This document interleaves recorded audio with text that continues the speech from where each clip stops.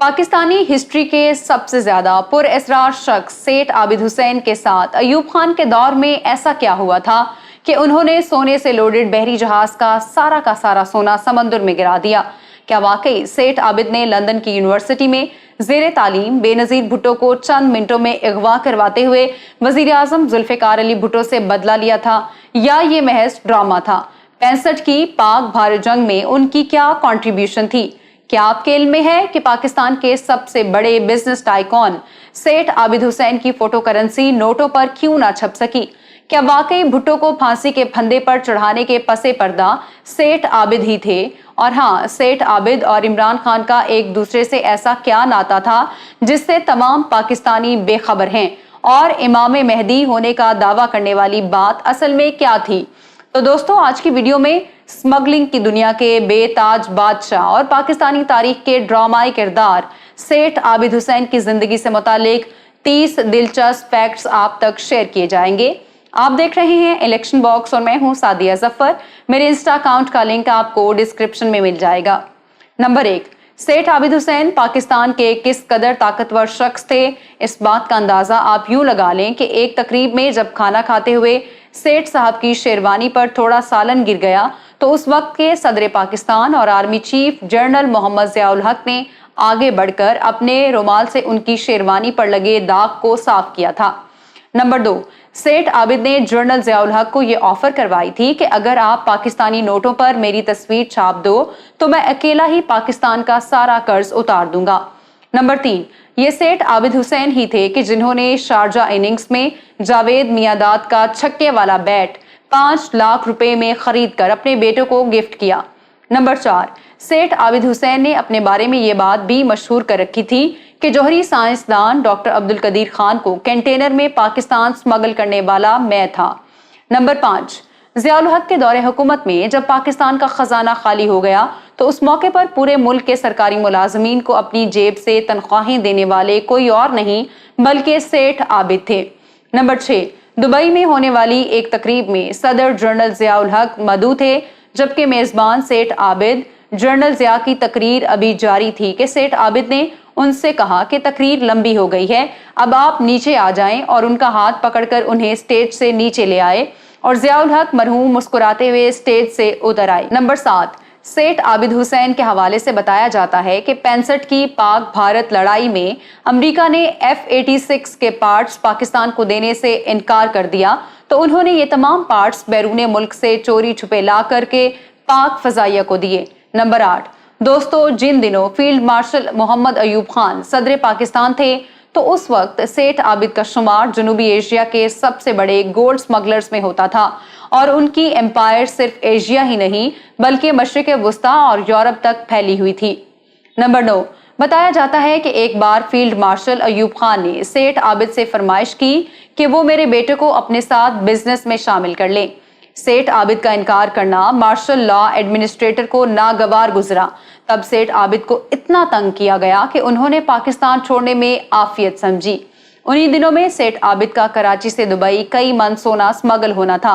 अभी लॉन्च कराची के पानियों में थी कि सदर अयूब खान को खबर हो गई और फिर लॉन्च का ताकुब किया जाने लगा। वायरलेस पर सेठ आबिद से राबता किया गया तो उन्होंने अपने लोगों से कहा, लॉन्च के शटर खोल दो। उसके बाद अगले लम्हे एक लीवर खींचा गया और कई मन सोना समंदर की तह में चला गया।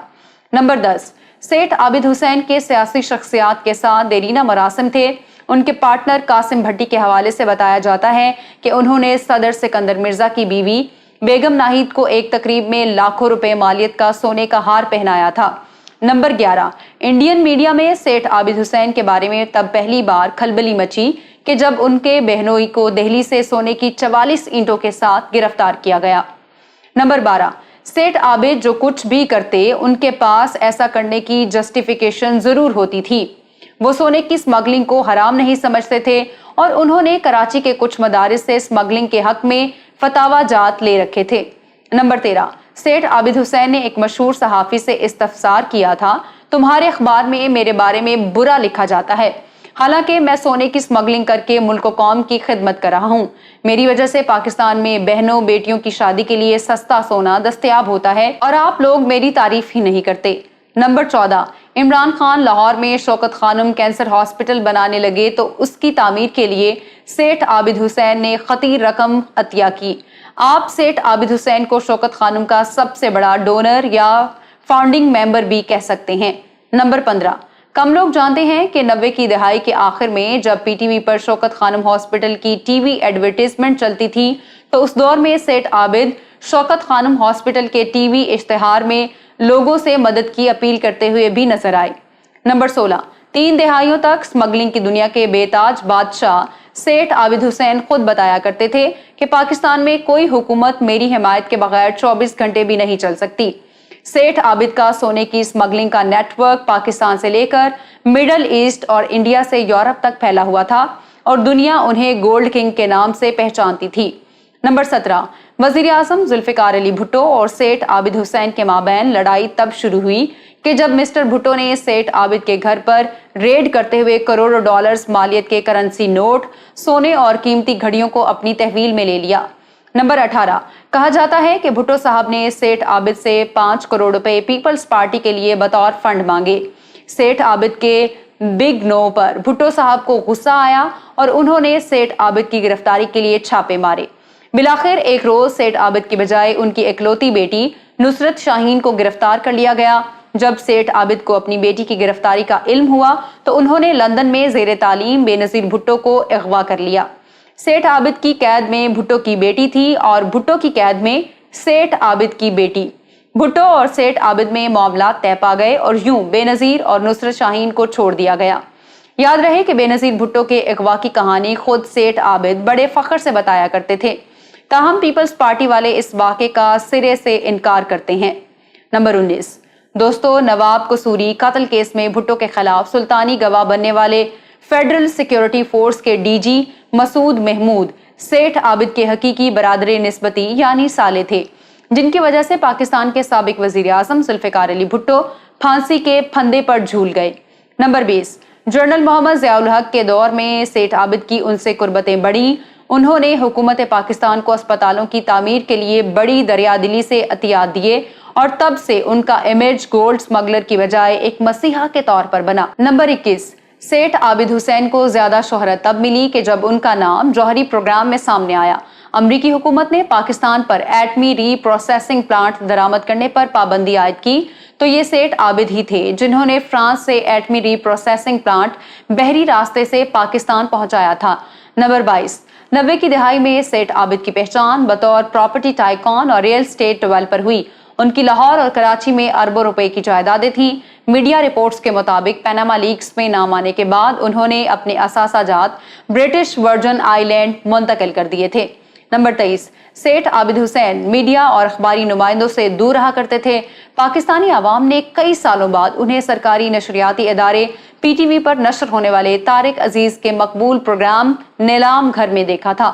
نمبر 24، اس میں کوئی شک و شبہ نہیں کہ سیٹھ عابد حسین نے اپنے دور میں پاکستان پر راج کیا۔ آپ انہیں اپنے زمانے کا ملک ریاض کہہ سکتے ہیں۔ سیٹھ عابد حسین کے بارے میں یہ لطیفہ بہت مشہور ہے کہ ایک مرتبہ وہ دبئی میں کسی شیخ سے جوئے میں بڑی رقم ہار گئے۔ تب شیخ نے سیٹھ عابد کو تانا مارا کہ اتنی بڑی رقم ہارنے کے بعد اب دبئی میں تمہارا گزارا مشکل ہے۔ اس موقع پر سیٹھ عابد نے بلند و بالا ہوٹل کی اوپری منزل سے شہر پر نظر دوڑائی اور شیخ سے کچھ یوں مخاطب ہوئے، آپ کی یہ دبئی کتنے کی ہے؟ نمبر 25، سیٹھ عابد حسین اردو، انگلش، عربی اور پنجابی کے ساتھ ساتھ میمنی زبان روانی سے بولتے تھے۔ نمبر 26، سیٹھ عابد کا نام نومبر 2006 میں اس وقت بھی خبروں میں آیا تھا جب ان کے بیٹے حافظ ایاز کو ان کے ذاتی باڈی گارڈ نے لاہور میں گولی مار کے قتل کر دیا۔ نمبر 27، سال 1936 میں قصور کے نواحی علاقے میں پیدا ہونے والے سیٹھ عابد حسین 8 جنوری 2021 کو 85 برس کی عمر میں اس جہان فانی سے کوچ کر گئے۔ نمبر 28، سیٹھ عابد کے والد پاکستان بننے کے بعد کراچی آباد ہو گئے تھے۔ انہوں نے کراچی کی صرافہ مارکیٹ میں سونے چاندی کا کاروبار شروع کیا۔ پھر کیا تھا، ان کا شمار صرافہ مارکیٹ کے نامور تاجروں میں ہونے لگا۔ نمبر 29، سیٹھ عابد کے والد کے حوالے سے ایسا بھی بتایا جاتا ہے کہ انہوں نے امام مہدی ہونے کا دعویٰ کیا تھا۔ نمبر 30، सेठ आबिद को बचपन ही से कारोबार करने का शौक था। उन्होंने कराची के माहीगीरों की मदद से सोने की स्मगलिंग करना शुरू की। फिर कुछ साल गुजरे और आबिद हुसैन की पहचान पाकिस्तान के सबसे बड़े गोल्ड स्मगलर के तौर पर होने लगी। मैं उम्मीद करती हूँ कि आज की वीडियो आपको पसंद आई होगी। अगर आप साबिक सदर पाकिस्तान जनरल मोहम्मद ज़ियाउल हक के 30 दिलचस्प हकायक जानना चाहते हैं तो यहाँ ऊपर क्लिक करें। जनरल आगा खान के बारे में जानने के लिए यहाँ नीचे, और फील्ड मार्शल अयूब खान की डॉक्यूमेंट्री आपको यहाँ मिलेगी। वीडियो को लाइक करें, शेयर करें, इलेक्शन बॉक्स को सब्सक्राइब कर लें और हमारी वीडियोस को देखते रहें। अल्लाह हाफिज़ व नासिर।